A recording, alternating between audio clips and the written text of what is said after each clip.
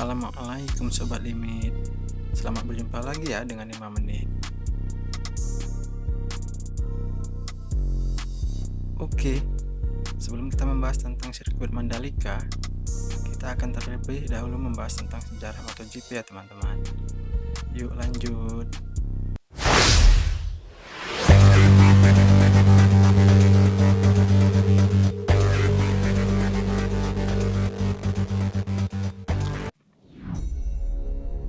Sejarah perjalanan kompetisi MotoGP atau Grand Prix sepeda motor sangat menarik untuk diketahui dan diikuti perkembangannya.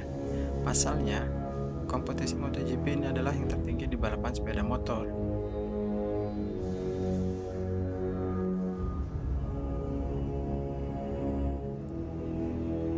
Saat ini, kejuaraan dunia motor sendiri terbagi ke dalam 3 pada pembagian kelas MotoGP berdasarkan kubikasi mesin, yaitu Moto3, Moto2, dan MotoGP.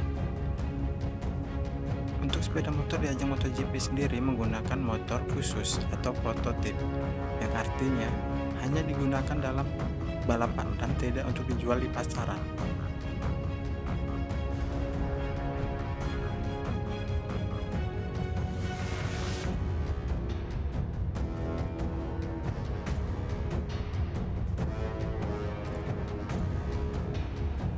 Pertama kalinya, kompetisi MotoGP diadakan pada tahun 1949 dan ajang balap motor ini diselenggarakan oleh Federasi Internasional de Motorcycle atau FIA. Pada saat itu, telah diselenggarakan juga balap motor, tapi untuk kelas yang berbeda.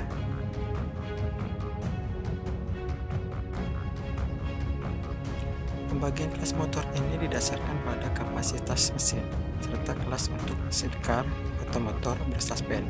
Di antaranya ada kelas 50cc, 125cc, 250cc, 350cc, dan 500cc untuk motor single. Sedangkan untuk sidecar ada pembagian 350cc dan 500cc. Dan kompetisi MotoGP ini berlangsung dari tahun 1949 sampai dengan 1970. Dan GP500 sendiri merupakan puncak untuk balap MotoGP pada saat itu. Dan pada periode kompetisi antara tahun 1971 sampai tahun 2001, kelas puncak dibatasi dengan 4 silinder dan kapasitas mesin 500cc. Kebijakan ini berlaku bagi yang menggunakan motor 4 tak maupun 2 tak.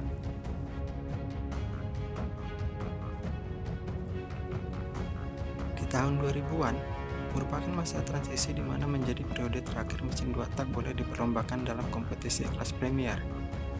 Tepatnya tahun 2002 sampai 2006, untuk pertama kalinya pabrikan motor diizinkan untuk memperbesar kapasitas total 4 mesin tak.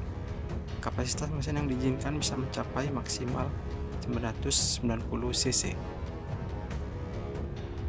Dan pada ajang balap tahun 2007, kapasitas maksimalnya berubah menjadi 800cc. Di sisi lain, pabrikan motor diperbolehkan untuk memilih jumlah silinder yang digunakan, yaitu 3 hingga 6, namun harus memiliki batas berat yang telah ditentukan. Dikarenakan kapasitas motor tidak dibatasi di angka 500cc saja, maka nama kejuaraan yang tadinya GP500 berubah menjadi MotoGP. Dan semua perubahan ini terjadi di ajang kompetisi MotoGP tahun 2002 sampai 2019.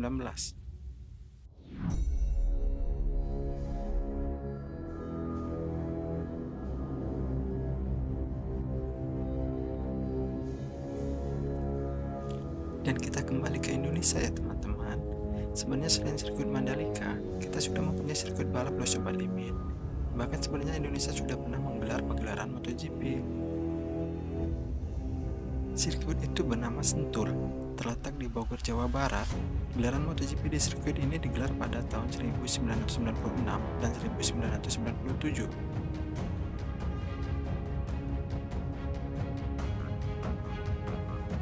Ketika itu, sejumlah pembalap top di MotoGP pun ikut melintas di sirkuit Sentul. Salah satu nama beken itu ialah Mike Doohan. Dia pun keluar sebagai pemenang di Grand Prix GP Indonesia pada tahun 1996 di kelas 500cc yang pada waktu itu masih menjadi kelas tertinggi MotoGP. Dan selain McDowell, Valentino Rossi juga pernah merasakan balapan di sirkuit Indonesia ini. Hal itu dilakukan Rossi pada tahun 1997, kala itu Rossi yang masih berusia 18 tahun, jadi pemenang di kategori 125 cc.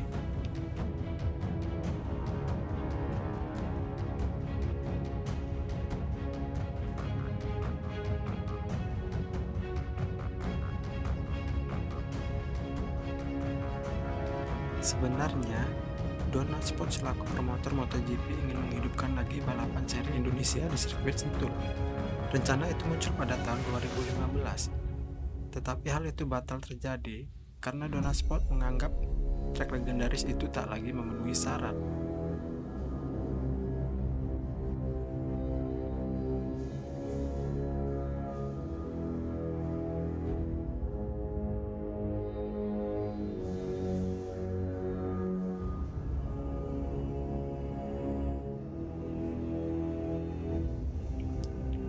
Setelah terhenti cukup lama, rencana menggelar MotoGP Seri Indonesia akhirnya muncul lagi sejak tahun 2020. Rencana itu ramai digaungkan hingga pemerintah mendirikan sirkuit Mandalika.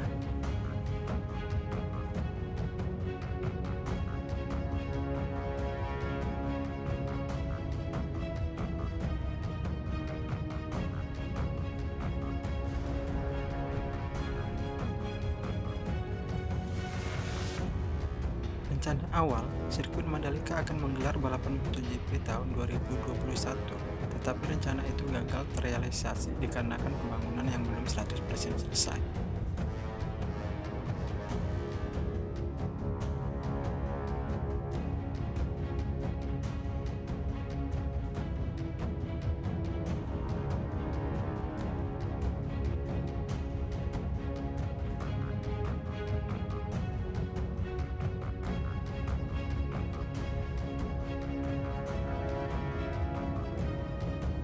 Dan sekarang, sirkuit yang berlokasi di Jalan Raya Mandalika, Lombok, Nusa Tenggara Barat atau NTB, dan sirkuit yang mempunyai trek dengan 17 tikungan dan panjang 4.310 km, ini telah siap untuk melakukan perhelatan pagelaran. Dan pelaksanaan MotoGP Seri Indonesia ini akan diadakan pada tanggal 18-20 Maret 2022. Jadi kita tunggu saja ya teman-teman.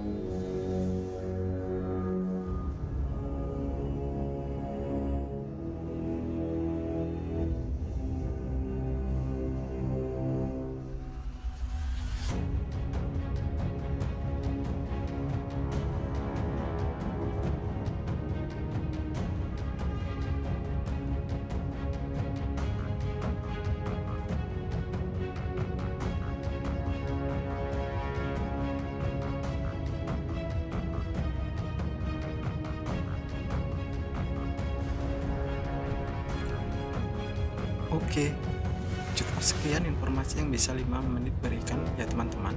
Apabila sobat sekalian suka dengan video ini, silahkan tekan tombol subscribe dan juga nyalakan lonceng pemberitahuan.